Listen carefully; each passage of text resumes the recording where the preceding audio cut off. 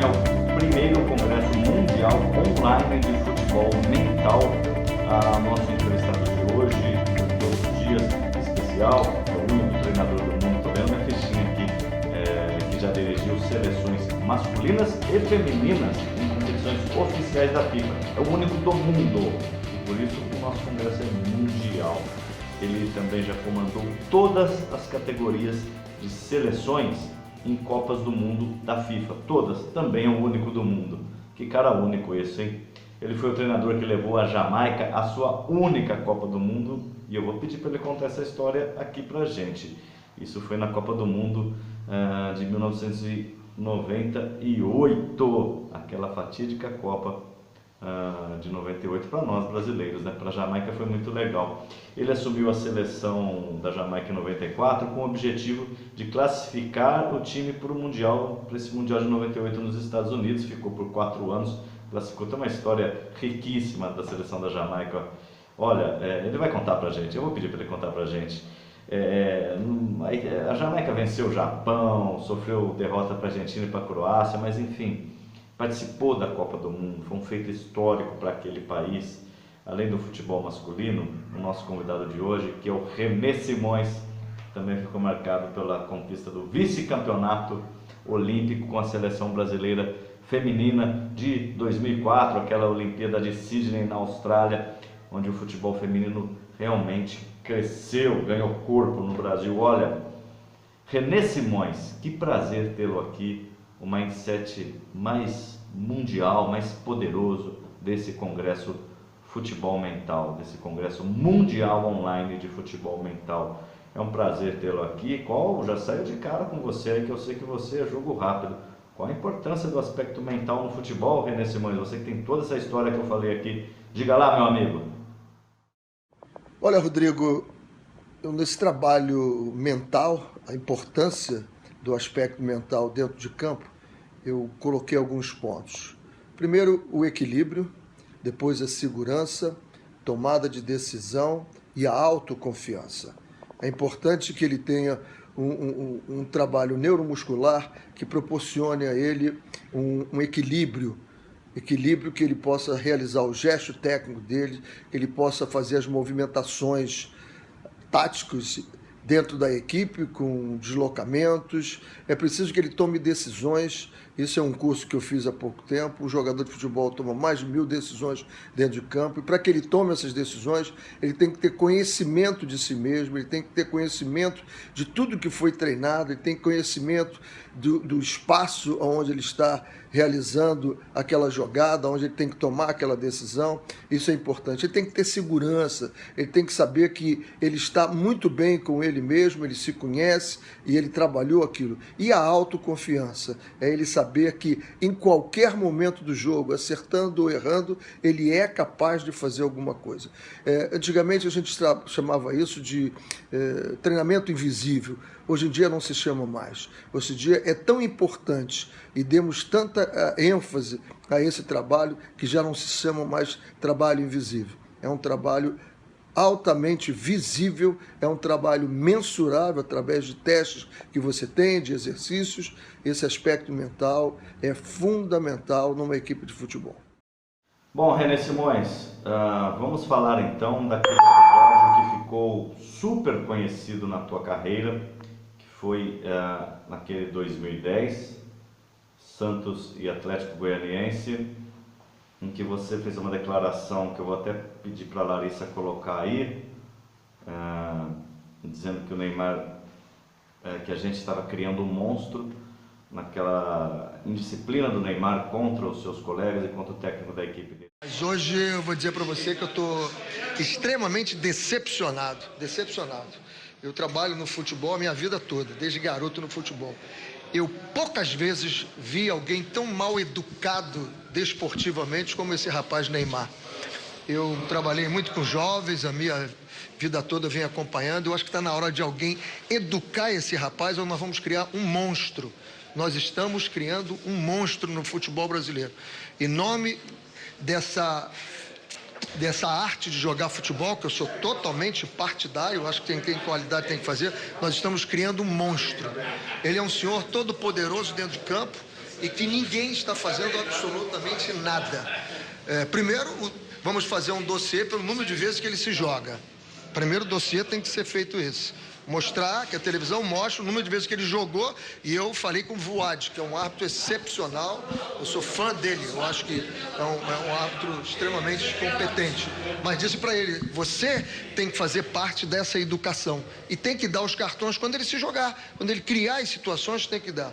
Depois o que esse rapaz falou para o capitão da equipe dele, esse rapaz depois o que ele falou para o banco de reserva dele, ele é de uma falta de educação que poucas vezes eu vi. Ele está tão poderoso que da saída, se eu não me lembro se foi do quarto ou terceiro gol, vejam na televisão, o Fuad pediu para que ele retornasse ao meio campo e a saída foi dada, ele ainda no campo do Santos, ele não retornou.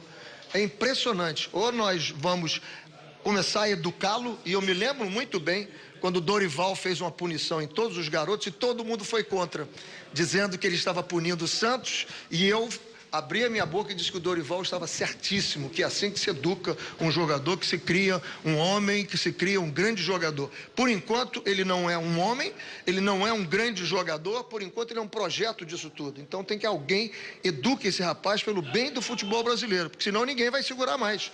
Vai criar um monstro, vai se perder por aí, porque o que ele fez hoje é de uma coisa de a gente sentir, não tem nem gosto pelo futebol. Eu hoje fiquei decepcionado e ainda vi jogadores do Santos, próprios jogadores do Santos que estavam no banco, dizendo, olha, nós não pactuamos com isso não. Muito feio, absolutamente feio o que eu presenciei hoje na Vila Belmiro. E qual a solução que o senhor entende que deve ser tomada? Providências. Educação dos árbitros, quando ele receber a falta, que punam quem fizer as faltas, aí quando ele se jogar, que puna ele também, porque não é possível o que ele está fazendo. Conta pra gente os bastidores daquele dia que talvez tenha mudado o mindset do Neymar para sempre. Conta pra gente, René. Eu não tinha dúvida, Rodrigo, que você ia me perguntar sobre o Neymar. Todos me perguntam, inclusive nas ruas. Eu agora estou trabalhando em Macaé e aqui nas ruas me perguntam também sobre o Neymar. O Neymar é um craque, é indiscutível isso. E a gente já via isso nos vídeos dele jogando futebol de salão, jogando. Agora, teve um determinado momento que esse equilíbrio que a gente tanto fala com o trabalho mental estava deteriorando-se. E eu tive muito medo de perdermos esse jogador. E num jogo do Atlético Goianiense contra o Santos, ele teve dois atos ali, né?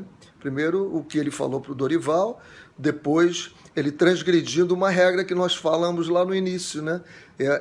A forma de modelagem para o torcedor, né, para ele se modelar, é exatamente seguindo os exemplos de não quebrar regras. E nós íamos recomeçar o jogo, depois de ter tomado o quarto gol.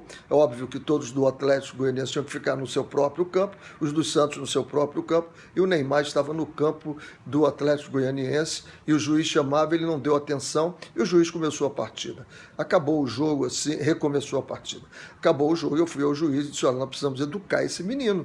Se você tivesse dado o cartão amarelo quando ele ofendeu o treinador e tivesse dado o cartão, ele teria sido expulso, ele teria uma grande chance de dar uma pensada sobre o que ele fez e o que ele está fazendo. Eu tinha notícias de um ex-assessor meu, assistente técnico, que trabalhava no Santos, e ele me dizia o que estava acontecendo.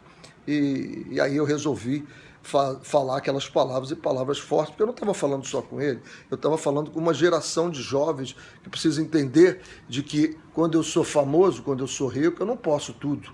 Eu tenho regras a seguir, eu tenho exemplos a dar, eu tenho que ter ética, eu tenho que ter tudo que exige de um grande jogador ou de qualquer profissional em qualquer profissão. E falei aquilo não tinha ódio, a minha filha é psicóloga, me ligou, pai, as palavras que você usou foram muito fortes. Eu disse, mas eu tinha que sacudir, e eu tinha que sacudir mesmo, não só ele, mas sacudir uma geração que se forma agora e com exemplos tão ruins que a gente tem na política, na classe artística, e agora, porra...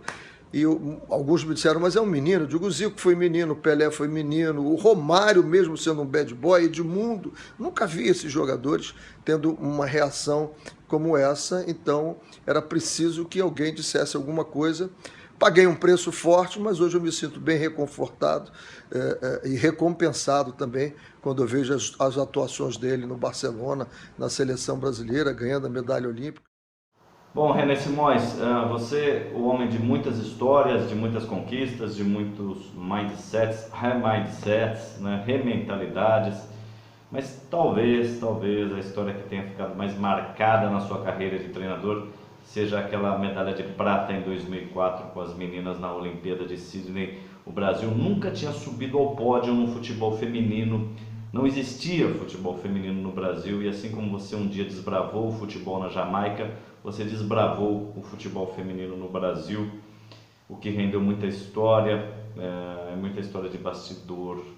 Eu queria que você me contasse como foi essa experiência, contasse para a nossa audiência os bastidores da seleção brasileira feminina de futebol, as mulheres, as grandes e fortes mulheres desse nosso país, que você tão bem as comandou em 2004. Como é que foi aquilo, René Simões? Rodrigo, meu amigo, olha, trabalhar com as meninas foi algo assim fascinante. Eu não havia trabalhado ainda. Quando o Branco disse que tinha um grupo de meninas excepcionais e que ele sabia, tinha certeza que eu poderia fazer um trabalho diferenciado. E ali começamos a fazer realmente um trabalho que precisou, o trabalho mental, o trabalho tático, o trabalho técnico, muito forte em cima das meninas. No trabalho mental, eu as recebi no dia 8 de março, Dia Internacional das Mulheres, recebi no saguão do aeroporto do Santos Dumont, no Rio de Janeiro, com uma rosa e um beijo, né? Para elas que eram consideradas o subproduto do futebol, né? As meninas que eram tão marginalizadas, tão rotuladas, havia tanto preconceito, um treinador recebe com rosas e um beijo e explicando para elas: a partir de hoje vocês são minhas filhas e eu vou fazer como fiz. Tudo o que as minhas filhas precisaram e precisam, eu forneço para elas, eu proporciono para elas. Tudo que elas querem, elas têm que conquistar. E vai ser assim com vocês o tempo todo. E aí estabelecemos a escolinha do professor Simões. Muitos me chamam de professor, e eu sou mesmo, não me incomodo com isso, apesar de ter sido jogador de futebol, de pouco brilho, mas fui jogador de futebol profissional. E começamos todo dia, nós tínhamos um treinamento em sala. Ali nós explicamos exatamente o que era necessário elas aprenderem, o que era necessário elas captarem para ir para o campo e realizar logo depois. Era meia hora sempre disso. E uma das coisas, já que nós estamos no campo do trabalho mental, foi uma bolinha de tênis. Eu mostrei uma fotografia da minha família e perguntei para elas o que era aquilo. E elas foram olhando aquilo e disseram: isso é sua família. E eu dizia: não, isso não é minha família. Aí, jogadora de futebol, jogador, todos são muito sacanas, e começaram: ele tem duas famílias, ele tem duas famílias. Eu disse: não, isso não é minha família, isso é a representação da minha família. Quando eu olho essa foto, eu me lembro por quem eu trabalho, por quem eu amo, quem está me esperando nas derrotas e nas vitórias. Essas pessoas estão me esperando. Então, isso é a representação daquilo o que eu faço. Peguei uma bolinha de tênis e dei para cada uma delas. E disse: a partir de agora, isso aqui é o seu sonho olímpico. Quando você estiver cansada, frustrada, indecisa, insegura, olhe para essa bolinha. Essa bolinha é o seu sonho olímpico. É o sonho que você sonha de estar num pódio de uma Olimpíada, coisa que nunca aconteceu com a seleção feminina. E aí puseram carinha naquela bola, fizeram tudo isso. E todos os momentos, a não ser no banho e quando estavam dentro de campo, elas eram obrigadas a estar com aquela bola de tênis.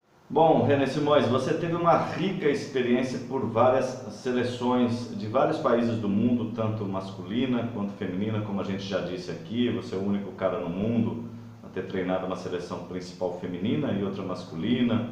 Você é o único cara que treinou seleções principais em todas as categorias, até o profissional, desde a base até o profissional. Enfim, você tem um mindset muito poderoso, uma mentalidade muito forte, você é um cara muito diferente. E entre essas diferenças, né, ou o que fez parte dessas diferenças, foi você ter treinado a seleção da Jamaica. Isso ficou marcado na tua carreira, assim como você treinou a Costa Rica também. Mas a Jamaica talvez tenha sido a grande marca, René, porque ali o futebol é inexistente, pela peculiaridade dos jamaicanos, Então eu queria que você contasse um pouco para a nossa audiência, né, o que você encontrou quando você chegou na Jamaica, como é que foi esse convite, como é que você construiu uma mentalidade de futebol onde não existia, definitivamente não existia. Esse exemplo é muito rico e muito interessante. René, conta aí pra gente da seleção da Jamaica e da sua experiência, René Simões. Olha, Rodrigo, trabalhar na Jamaica foi algo assim inusitado, né? Inusitado, porque um país, eu já havia estado lá com a seleção brasileira de 88, de Marcelinho Carioca, Sony Anderson, Leonardo, Bismarck, Carlos Germano, uma seleção de grandes talentos que jogaram e jogaram muito bem ao redor do mundo depois, e todos aí estão ricos, bem-sucedidos na vida. E eu tinha estado lá 15 dias e não queria, eu sabia que a Jamaica era abaixo de zero mesmo. O Itamaraty entrou tentando um projeto de cooperação técnica, me convenceu a fazer um projeto lá e eu, em conversa com o presidente da Federação da Jamaica, eu disse, eu quero um contrato de 4 anos. Eu, quando cheguei lá, o primeiro jogo que eu assisti foi o Wadada contra o Constant Spring, no campo do Constant Spring. Eles não tinham campos, eles jogavam em campos de escolas e não tinha arquibancada, não tinham a cerca, não tinham absolutamente nada em volta do campo. Era uma corda que eles colocavam e essa corda, óbvio, que os jamaicanos não respeitavam. Pulavam a corda e ficavam na beirada do campo, como o futebol de várzea aqui no Rio de Janeiro ou no Brasil inteiro. O que aconteceu que nesse jogo, o Constant Spring saiu para uma jogada e estava impedido o jogador deles. O que aconteceu? O Bandeira, quando foi levantar a bandeirinha, um dos torcedores segurou o braço dele e o jogador quase fez um gol ali e ia complicar a partida. Depois teve o jogo que não acabava, estava 1-0 para o Wadada, o visitante, e 45, 46, 48, 49, o jogo acabou os 50 minutos, quando o Constant Spring empatou e pouco tempo depois, eu fiquei muito amigo do árbitro, Peter Prendergast, e eu perguntei para ele sobre o jogo. Ele disse, você não viu um cara com revólver correndo em campo ao redor do campo? Você acha que eu sou louco de acabar aquele jogo? Deixei empatar o jogo, só depois acabei. Então foi nesse nível que eu encontrei a Jamaica, e nesse dia me perguntaram o que eu tinha achado. Eu disse, olha, eu me sinto igual um vendedor de sapatos, 2 vendedores de sapatos brasileiros que foram mandados para a China. O primeiro vendedor, com uma semana, disse para o chefe dele, você é maluco? Ninguém usa sapato aqui, me dá passagem que eu vou embora, eu estou voltando para o Brasil. E voltou. O outro, um mês depois de ter feito uma pesquisa de mercado, disse para o chefe, você é um visionário. Aqui ninguém ainda usa sapato, mas vão usar porque eu vou vender. E foi assim que eu levei a Jamaica. Ô René, me diga lá, como é que o torcedor comum, né, eu tenho feito essa pergunta a praticamente todos os entrevistados, o seu Zé, a Dona Maria lá do bar, a pessoa que vai ao estádio assistir o futebol, ou assiste pela televisão, que gosta, como é que ele pode se modelar no jogador, no treinador, em atitudes positivas e líderes positivos, como você, seus jogadores? Como é que é essa modelagem na vitória, na derrota, porque você tem vitórias e derrotas na vida também. Diga lá para o futebol mental, René Simões. Olha, Rodrigo, tem alguns aspectos aí importantes que o torcedor pode pegar do jogador de futebol, né, e modelar o seu comportamento. Por exemplo, ganhar e perder. Ganhar e perder exige muito esforço.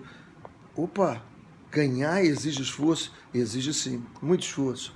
Você saber se manter numa zona de equilíbrio e você não ir lá para cima olhando as pessoas de baixo, olhando as pessoas pequenininhas, achando que você é todo poderoso, exige um esforço, um exercício muito grande. E perder mais ainda, né?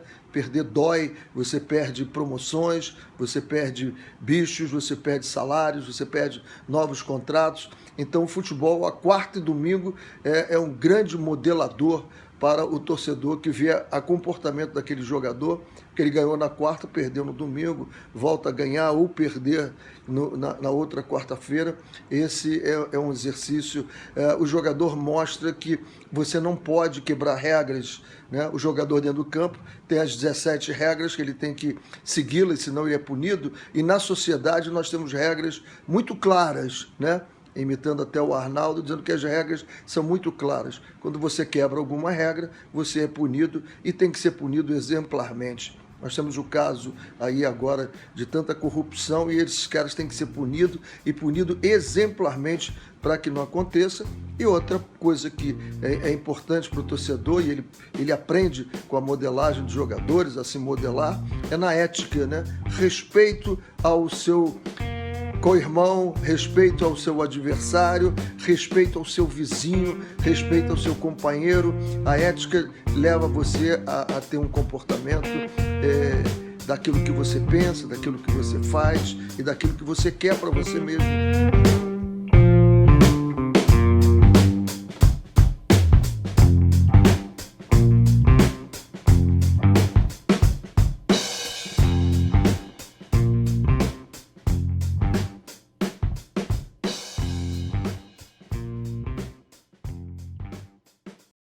Primeiro Congresso Mundial de Futebol Mental, um programa desenvolvido especialmente para você com os maiores nomes do futebol.